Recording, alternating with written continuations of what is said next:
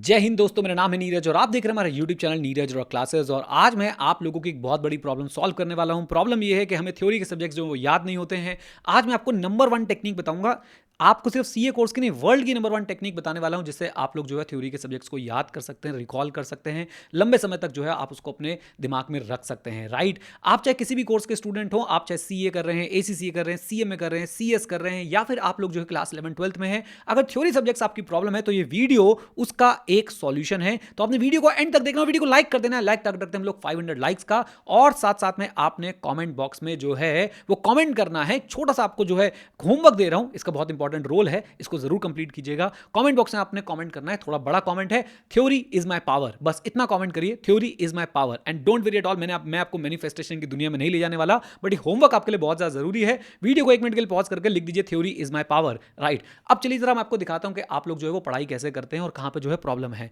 आप लोग थ्योरी की क्लासेस ले रहे हैं या फिर आप लोग सेल्फ स्टडी कर रहे हैं, आप बुक रीड करते हैं, रीड करते हुए हाईलाइट करते हैं, अंडरलाइनिंग करते हैं, राइट, थोड़ा सा गाना भी गुनगुना लेते हैं, थोड़ा सा भाई सब थ्योरी गुनगुना लेते हैं, या फिर आपके सर आपको पढ़ा रहे हैं, आप समझते हैं, अंडरलाइन करते हैं, फिर से उसको भाई या फिर हाईलाइट कर लेते हैं और आपको लगता है कि काम हो गया। और यहीं पे सारी प्रॉब्लम आ जाती है। और ये प्रॉब्लम क्या है? इस प्रॉब्लम का नाम है, मित्रों, दोस्तों, भाइयों, बहनों, इस प्रॉब्लम का नाम है पैसिव लर्निंग। मेरे साथ जरा बोलिए, क्या?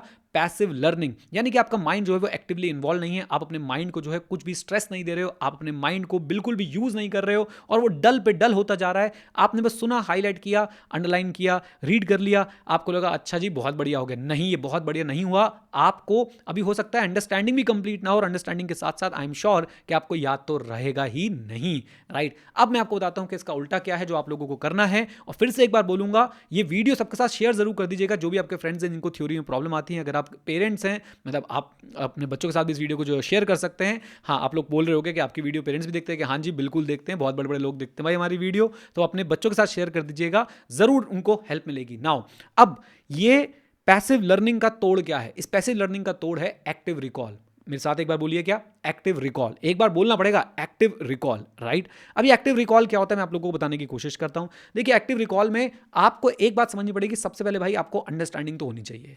ये बात समझ लीजिए, अगर आपको कॉन्सेप्ट की अंडरस्टैंडिंग नहीं है। अच्छा, मैं आपको एक एग्जांपल भी दूंगा, यहां पर रियल लाइफ एग्जांपल आपके सामने बैठ के। अभी मैं आपको 2 टॉपिक इसी टेक्निक से याद कराने वाला हूं, और टफ टॉपिक उठाऊंगा, आसान टॉपिक नहीं उठाऊंगा। और आप चाहे किसी भी लेवल पे हो, आप अगर क्लास 12th के बच्चे हैं तो भी आप सीए इंटर ऑडिट का टॉपिक याद कर जाएंगे, पक्की बात है। ओके, आप जरा मेरे साथ बने रहिएगा, फाइनल का भी इंटर का भी दोनों का कॉमन टॉपिक उठाऊंगा। चलिए, so what is active recall? Active recall is very very very very simple. आप लोगों ने क्या करना है, आपने जो भी पढ़ा पहले तो समझना बहुत ज़्यादा ज़रूरी है, फिर रीडिंग करना बहुत ज़्यादा ज़रूरी है। अब ये दोनों काम करने के बाद आपने करनी बुक को बंद, और बुक को बंद करने के बाद आपने अपने आप से पूछने सवाल उसी टॉपिक पे। आप अगर फ्लैश कार्ड्स बनाना चाहें, काफ़ी टाइम कंज्यूमिंग हो सकता है, वो बना सकते हैं आप लोग। अदरवाइज अपने आप से सिंपली क्वेश्चन पूछ सकते हैं और उन्हीं पॉइंट्स को याद करने की कोशिश कर सकते हैं, बोलने की कोशिश कर सकते हैं, लिखने की, स्क्रिबल करने की कोशिश कर सकते हैं। कुछ भी करिए, लेकिन उस टॉपिक को आपने बोलना है, रिवाइज करना है, कीवर्ड्स को बोलना है, सिर्फ लिखना भी है तो कीवर्ड्स को लिखना है। एक टेक्निक आपको और बोलता हूं, आपने ऐसे कोशिश करनी है कि आपके सामने कोई और बैठा है, आप उसको समझाने की कोशिश कीजिए और देखिए आपके कितने वर्ड्स बाहर आ पा रहे हैं, कितने वर्ड्स बाहर नहीं आ पा रहे हैं, कितने पॉइंट्स कवर हो रहे हैं, कितने पॉइंट्स कवर नहीं हो रहे हैं। और आपको इससे होगा क्या? नंबर 1, सबसे पहले अब आप एक्टिवली इन्वॉल्व हैं, आपका ब्रेन एक्टिवली इन्वॉल्व है। अब आप उसको पुश कर रहे हैं, बेटा काम कर, बेटा बता मुझे क्या पढ़ा था अभी, तो वो डेवलप होना शुरू हो जाएगा, वो स्ट्रांग होना शुरू हो जाएगा। धीरे धीरे उसकी हैबिट डेवलप हो जाएगी कि भाई जो भी पढ़ता है वो भाई दिमाग में रखना है, क्योंकि अभी पूछने वाला है मुझसे, है ना। दूसरी बात, आप लोग इस बात को भी समझ लीजिए, अगर आप नहीं बता पाए तो आपने हार नहीं माननी, ये आपके वीक स्पॉट्स आपको पता चल जाएंगे। वो चीजें हैं जो आप एग्जाम में भूल जाते, तो आप लोग जो हैं अभी से थोड़ा सा दिमाग लगाएंगे, भैया ये चीज हमने नहीं भूलनी है, उसको रिवाइज कर लेंगे। अच्छा, अब मैं आप लोगों को बताता हूं इसके एग्जाम्पल, एकदम सामने सामने बैठ के आपका एग्जाम्पल दे रहा हूं। चलिए हम लोग बात करते हैं सीए इंटरमीडिएट ऑडिट की। सीए इंटरमीडिएट ऑडिट और सीए फाइनल ऑडिट, या फिर एसीसीए का ऑडिट, या फिर किसी भी कहीं पे भी आप लोग अगर ऑडिट पढ़ रहे हैं, इवन ऑस्ट्रेलिया में भी अगर आप ऑडिट पढ़ रहे हैं, तो मैं आपके लिए कॉमन टॉपिक उठाता हूं प्लानिंग का। एसए 300 डील करता है, या फिर आईएसए 300 डील करता है planning and audit of financial statement से। उसके अंदर एक टॉपिक आता है overall audit strategy. Overall audit strategy हम सबको पता है किससे डील करती है, स्कोप, टाइमिंग एंड डायरेक्शन से। फिर उसके अंदर एक सवाल बनता है कि भाई कौन से फैक्टर्स जो है ऑडिटर को ध्यान में रखने चाहिए वाइल फॉर्मुलेटिंग दी ऑडिटिंग ऑडिट स्ट्रैटेजी। उसका आंसर कुछ इस प्रकार है, 5 पॉइंट्स होते हैं, सुन लीजिएगा। CSROETE यानी characteristic and scope, reporting objectives, engagement team efforts. फिर आता है PEAOE, preliminary engagement activity and other engagement.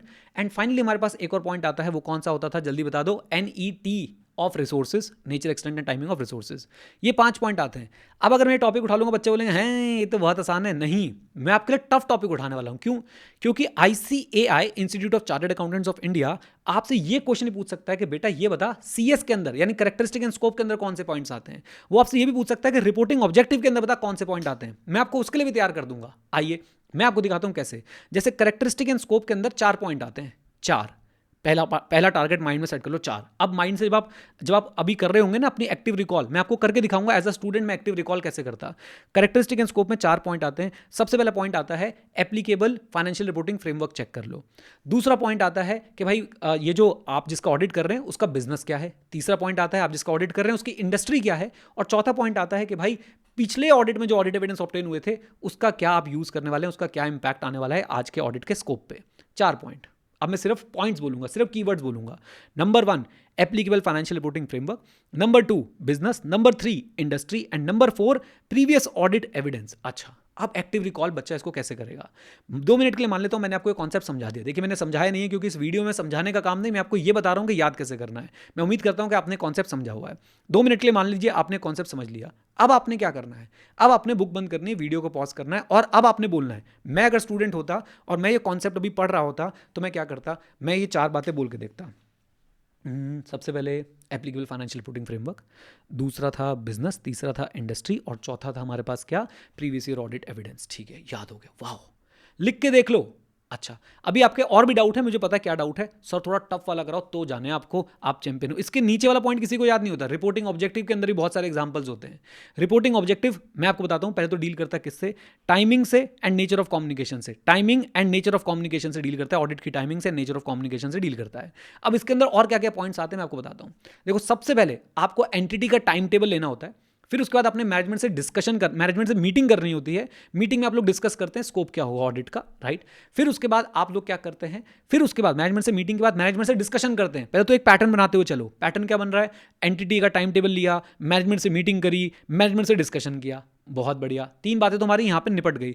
चौथी बात, हम लोग भाई रेगुलर अपडेट देते रहेंगे, कम्युनिकेशन करेंगे मैनेजमेंट से, ऑडिट पे अपडेट देते रहेंगे, कितना काम हुआ कितना काम नहीं हुआ। अपडेट्स, चौथा पॉइंट अपडेट्स। ओके, एंड आखिरी में हमारी जो ऑडिट की टीम है वो इंटरनली कैसे कम्युनिकेट करेगी, हमें ये फैक्टर यहाँ पे जो है वो ध्यान में रखना होता है।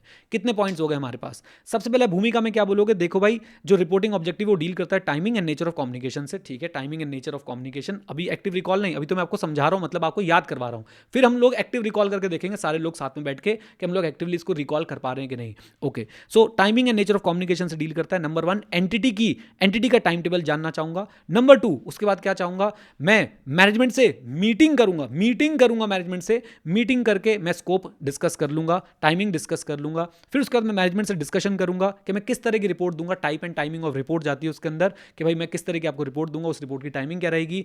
देन उसके बाद नेक्स्ट पॉइंट हमारे पास आता है कि भाई अब मैं अपडेट कैसे दूंगा, communication about the status of the audit में देता रहूंगा। एंड फाइनली लास्ट में हमारे पास आता है क्या? लास्ट में हमारे पास आता है कि हमारी जो ऑडिट की टीम है वो इंटरनली कैसे कम्युनिकेट करने वाली है। हो गए हमारे सारे के सारे पॉइंट्स कवर। अब आपने क्या करना है? आपने मेरे साथ एक्टिव रिकॉल करना है। ओके, सेकंड पॉइंट चल रहा है कैरेक्टरिस्टिक के फैक्टर का, रिपोर्टिंग ऑब्जेक्टिव में timing and nature of communication की बात होती है। ठीक है, सबसे पहले एंटिटी के टाइम टेबल ले लेता हूँ रिपोर्टिंग का। फिर उसके बाद मैनेजमेंट से मीटिंग कर लेता हूँ, डिस्कस कर लेता हूँ, राइट। मैनेजमेंट से मीटिंग कर लेता हूँ, उसमें स्कोप जान लूँगा। फिर मैनेजमेंट से डिस्कस कर लेता हूँ, उसमें type and timing of report बता दूंगा। फिर उसके बाद मुझे ये भी ध्यान रखना है कि मुझे मैनेजमेंट को continuous updates, 4th point updates, मुझे कॉन्टिन्यूस अपडेट्स देने मैनेजमेंट को। एंड देन लास्ट में हमारी जो ऑडिट टीम है इंटरनली वो कैसे कम्युनिकेट करने वाली है। सारे पॉइंट्स एक्टिवली रिकॉल हो सकते हैं। आप पॉज करके ट्राई कर लीजिए, बिल्कुल हो जाएंगे। अब अति दुखी आत्मा, डाउट नंबर 1। सर अभी तो ना आप ना बहुत ही ना अच्छे से याद करा रहे हो, याद रह रहा हूं मैं। एक तो सर बहुत सारा सिलेबस होता है और उसके बाद ना मैं बहुत दिनों तक याद रखना पड़ता है। और नालायक, दुष्ट, पापी, लुच्चे, लफंगे, आवारा। आपको कौन कह रहा है कि आपने आज याद किया है तो ICAI अचानक से आएगा, धप्पा तेरा पेपर है, जल्दी लिख, अभी लिख, बिना याद करे, बिना रिवाइज करे? नहीं भाई, आपको अपने पेपर से पहले एप्रोप्रिएट जो है वो लीव्स मिलती हैं। उन लीव्स में आप पूरा सिलेबस जो है इसी एक्टिव रिकॉल टेक्निक से रिवाइज कर सकते हैं जल्दी जल्दी, अगर आपने पहले अच्छे से पढ़ा हुआ है, पहले रिवीजन करी हुई है, और उसके बाद जो है आपको पेपर में बातें याद आ जाएंगी। और कौन सा 100% याद आना है भाई? अगर आपको 70, 80, 90% याद आ गया, आप पास हो रहे हो, राइट। तो भाई ये जो तुमने रोना पिटना मचा रखा है ना, याद नहीं होता, एक बार एक्टिव रिकॉल यूज करो और मेहनत से, शिद्दत से यूज करो, डेडिकेशन से यूज करो। ऐसा ना हो 4 टॉपिक में यूज करी, 5वें टॉपिक से फिर वही भाई पीछे पहुंच गए। है ना। शिद्दत से यूज़ करो और देखो कैसे याद नहीं होता, पक्का याद होगा, पक्का याद होगा।